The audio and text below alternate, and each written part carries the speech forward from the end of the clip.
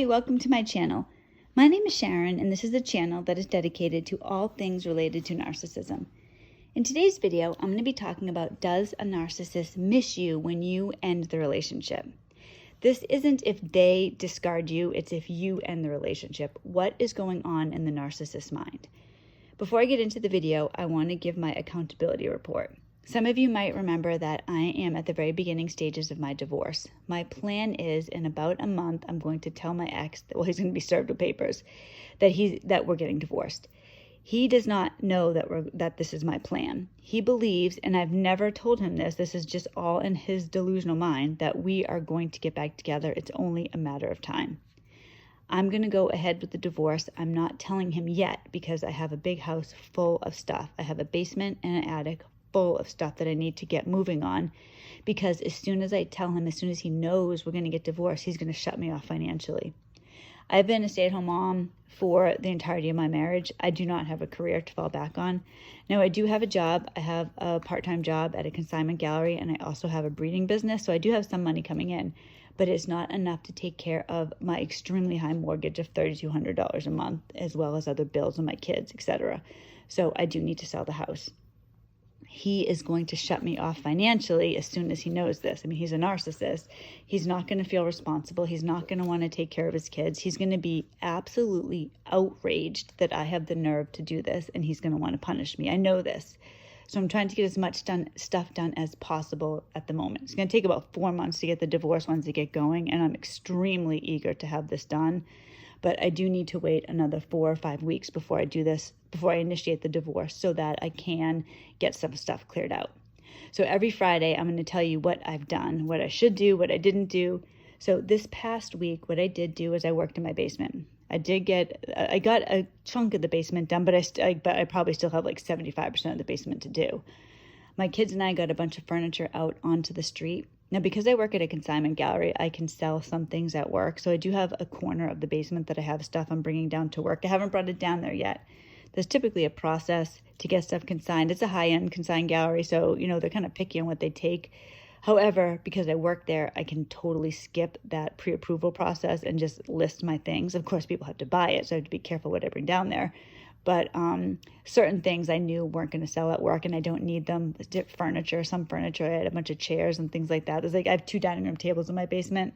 One of them I might bring to work, and one of them is going onto the street. So my kids and I have been bringing stuff out onto the street, and people just take it. So thank God for that, because in my town, I'm only allowed 1 trash barrel per week.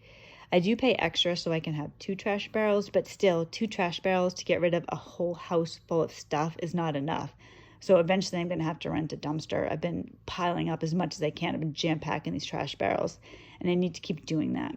So I did get some work done, but the things I didn't do, I did not list anything on eBay. So next Friday, I need to have listed some stuff on eBay, and I'll give you my eBay information too if you're interested. You can buy my stuff. But so I need next Friday to have listed some stuff on eBay. I need to have more of the basement done. I want to have the whole basement done in, like, say 2 weeks from today. So 2 Fridays, I need to have that done. I'm also adding in that I've decided I have a tattoo of my ex's name on my wrist. This causes me significant distress. I loathe this tattoo. I typically cover it up every single day.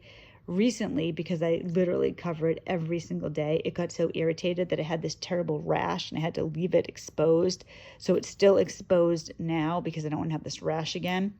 I'm going to go ahead and get a cover-up tattoo over it. So also by next Friday, I need to have told you that I've at least contacted my tattoo artist. I can't show you the tattoo because, like I said, it's my ex's name, and I try to keep him anonymous on the channel. However, I will show you the cover-up. I'm planning on getting a phoenix rising from the ashes over the tattoo, if possible. So I'll show you that when it's done. So next week, eBay, more stuff out of the basement, and the tattoo artist. If I haven't done all 3 of those things, let me know in the comments that you're disappointed in me. Now I'm going to go ahead and get into the video. So, like I said, in today's video, I'm going to discuss whether or not a narcissist misses you after you end the relationship. Now, for many of us, this is extremely hard, gut-wrenching work, and you miss the narcissist. You're sitting there pining away, missing the narcissist, because it's almost like when somebody dies, you're not thinking about the reality of the person. You're thinking of only the good times. So when you don't have the narcissist around you, you're thinking about all the quote unquote good times. Of course, these good times were all when the narcissist was lying to you, but this is what you do. So you miss the narcissist. I do want to state up front that I have never missed my ex. So what I'm talking about is not something I personally have experienced, but I can understand this process for sure. What has happened to me, I've been absolutely stunned to discover this, is that he actually doesn't miss me or the kids at all. Now, when I say that, it's not because I'm so vain. I'm thinking, well, how can somebody not miss me? The reason I'm saying this is because to this very day, he believes, he thinks, he wants to get back together with me. Now, I realize he doesn't want to get back together with me because he really loves me or loves the kids. It's because he wants the convenience. He misses the narcissistic supply. But it has been a stunning reality to me. I get this now. I fully comprehend this now. But at the beginning, when he's sitting here telling me how he wants to get back together with me, he wants to do this, he's going to change, all this stuff, and of course he never did, I believed it. So it's important to understand, once you know that you're with a narcissist, understand what they can and cannot do. The harsh truth is that narcissists don't miss us because they never loved us. They can't. When I first started seeing Joe, he said to me at one point that I used to have a broken picker. And I was like, what the heck's a broken picker? And he said, it's how you chose men. Like the way you chose men, the men you chose wasn't good. It wasn't good for you. Your picker was broken. That's kind of like a narcissist. Their hearts are broken. They don't work. So not a heart that's broken out of sadness. It's a heart that doesn't work. They don't have the ability to love. I mean, that's a main part of what a narcissist is. They're incapable of love. They don't think the way that we do. They've never bonded with us. They've never bonded with our children. So when a relationship is over, they don't have that sorrow. They're not feeling that agony. They're angry is how they feel after the relationship is over, because you have had the nerve to enact a boundary. If the narcissist has left you, has discarded you, they don't care. I mean, there's no boundary broken. They don't care. They don't care that they've just taken off or they've broken wedding vows, or it doesn't matter to them.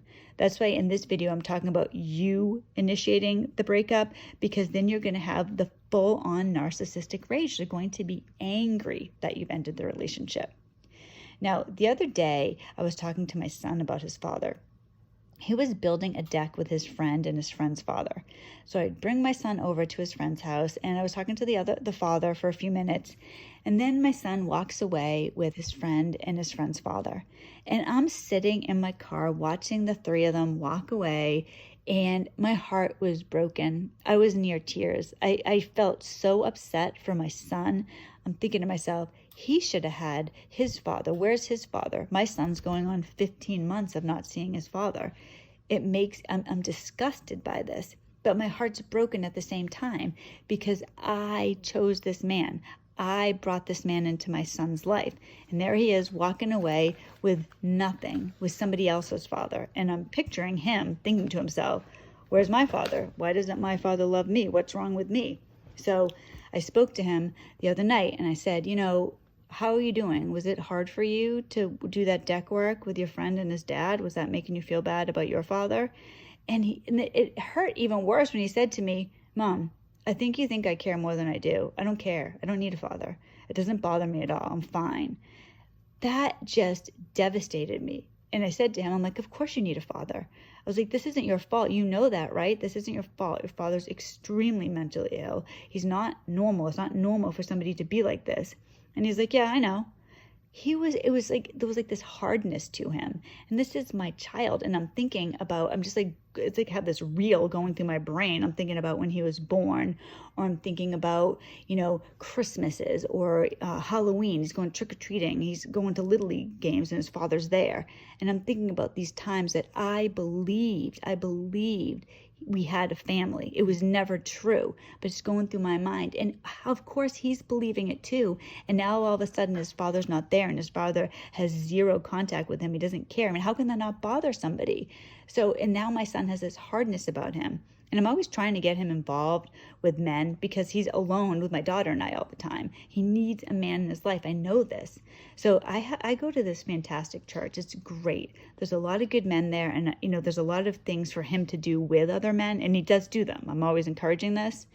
But there are things he can't do. They do mother-daughter things at the church, and they do father-son things at the church. So there are certain things, like they have this thing every year they do at the church where, I can't remember what it's called, but it's this thing where they all get together and eat meat. Like, I know that sounds weird. They're grilling meat, they're playing games, and they're eating steaks and things like that. It's like this whole thing with the men.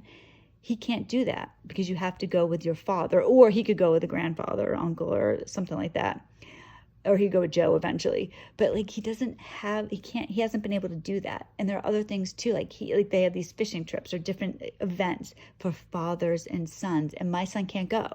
And I feel like he's at home with me, with his mom and sister, and his friends are out with their dads.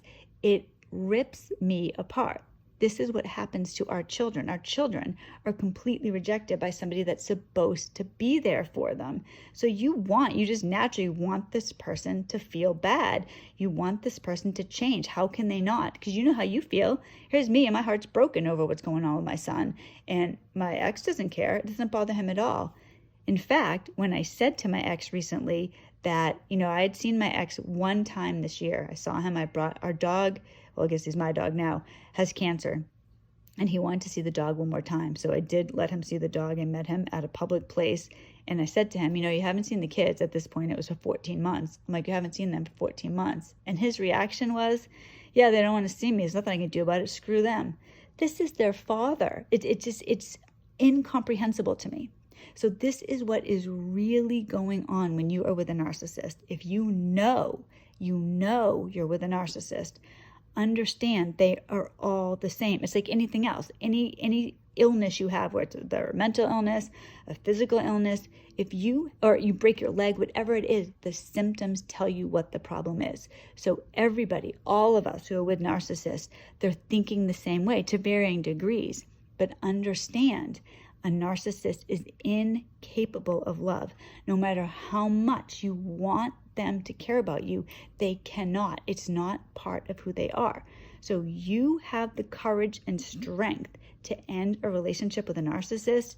The narcissist is going to get angry with you. They're not going to be sad. If somebody broke up with me, I'd be sad. I would be depressed. That would make me feel bad about myself. That's not how a narcissist feels. They will go into a narcissistic rage because they believe they're better than you. They are your superior. How dare you? You have no right to do that to the narcissist. And the narcissist has likely invested time into this relationship to get perfect narcissistic supply. And if you are high-grade narcissistic supply, this is a big loss for them. But they're not thinking that they ruined the relationship. They're thinking you are on your high horse. You think you're better than you are. They must punish you. So there's different ways that they might do this. They might go into a full-on, like their rage comes in different levels. They can go into a full-on abusive rage where they'll attack you physically. They might go into a silent treatment, or, and this is very dangerous, they might go into, oh, I'm so sorry, I'm going to change. I see the error of my ways.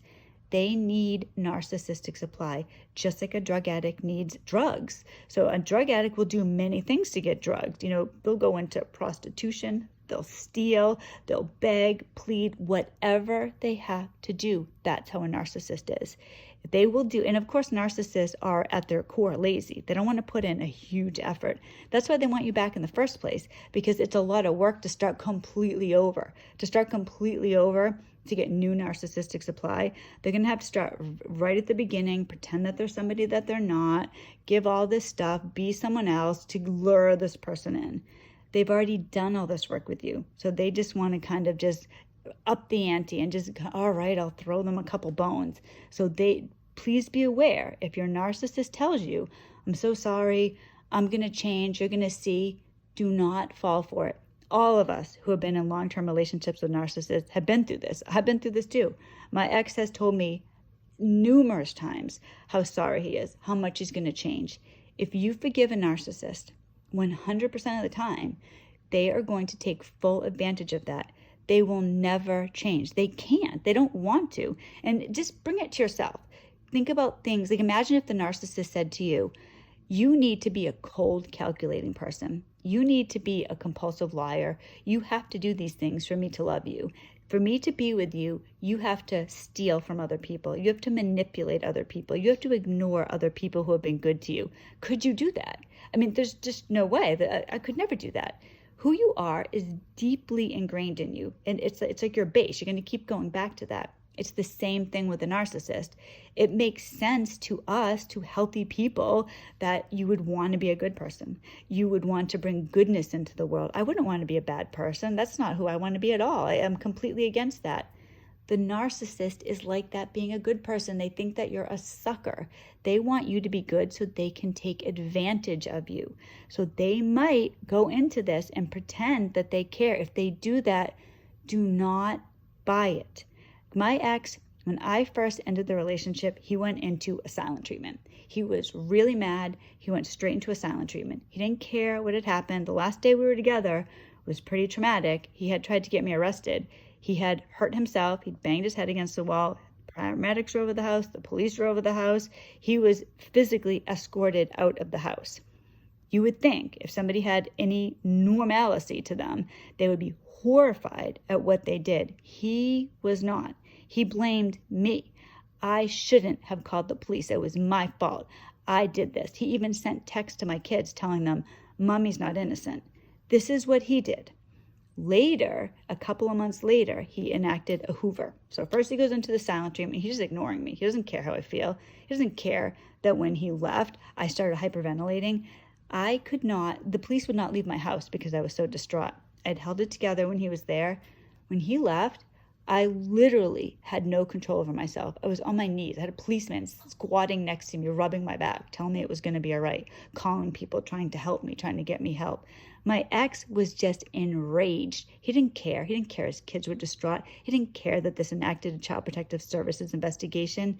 This is the thing to understand. Later, though, when he enacted a hoover, so we split up in December. It was around Easter time. This is his big way of trying to win me back. I really like plants. He comes over to the house, drops an Easter lily off right by the garage door, and then texts me and said, I bought you a present. He really thought after a Child Protective Services investigation, after he put me through not just this latest tragedy where I had the police and all this trauma, we're going back 20 years of abuse, he could give me this plant. That's what I'm worth to him. I'm worth, and it had the price sticker on it, right, $5.99. I'm worth $5.99. To him, this is huge. Wow, I know you, because he'd say to me, I know you really like Easter lilies. So he's so special. He bought me this plant. He just leaves it right outside the garage, and I'm supposed to see this plant and think to myself, wow, he really loves me. Oh my goodness, you should come back home. This is how the narcissist thinks. They're incredibly deranged. There's no normalcy. If I had bought that, if I had thought to myself, wow, he really cares about me. He knows I like Easter lilies, so I better have him back into the house. Immediately, he would have been right back where he was because he never even attempted to change. They are who they are. It takes an average of 7 attempts when you're in an abusive relationship. And if you're with a narcissist, you are in an abusive relationship to get this person out of your life. So if you are in that process, it really, really is to your benefit to never forget who this person is. Ever, ever. The narcissist will never change. You end the relationship, they're angry with you. They'll plot revenge. They will try to hoover you. All they want is the narcissistic supply. They're like the drug addict. They need that drug. If you are the one supplying that drug, they want you to give them what they want. They don't care about you. And I understand how painful that is. And when you're in a relationship like this, you're not going to find any human qualities in them. Unfortunately, the truth is that we have to regrettably accept that we may feel traumatized, betrayed, and rejected. We might mourn the years and the loss of having a good man or woman, but ultimately we won. Narcissists miss you taking care of them, you doing for them. If you think about a relationship, you go back and forth. Joe and I are in this relationship, and it is fantastic. We're two empaths in this relationship. We care about each other. There's actually a give and take in the relationship. Neither of us have had that for 20 years. When you start having that, when you feel that, when you know how you're living a relationship that really matters, the person really cares about you, you will see your relationship with the narcissist and you will feel disgusted. Everything is going to hit you full force. Starting over is scary. Starting over is not ideal. But when you are in a relationship with a narcissist, it's all you can do. You have to end the relationship permanently because they don't care. You do not deserve to be in a relationship with somebody that doesn't care when you are giving and giving and giving. So many of us have been through absolute hell with these narcissists. Another chance is only more abuse for you. And I get that it's scary, but I promise you, when you get to the point where you are over it, where you see them who they really are, you will never regret it. No matter how much time you put into the relationship, you can't have something with someone when it doesn't exist. There's just no love in this person. They will feel angry. They will hoover you. They will continue to abuse you. So you end a relationship with a narcissist, they're never going to miss you. They're going to miss what you have to offer them. Thank you so much for watching this video. If you haven't already, please subscribe to the channel. I make videos every Monday, Wednesday, and Friday on all things related to narcissism. And remember, next Friday, I'm going to fill you in on what I should be doing this coming week. On Monday, hopefully Joe's going to be back on the channel. We're going to try to make a video this weekend. So thank you so much for watching this video. I hope everybody has a wonderful weekend, and I will see you on Monday. God bless.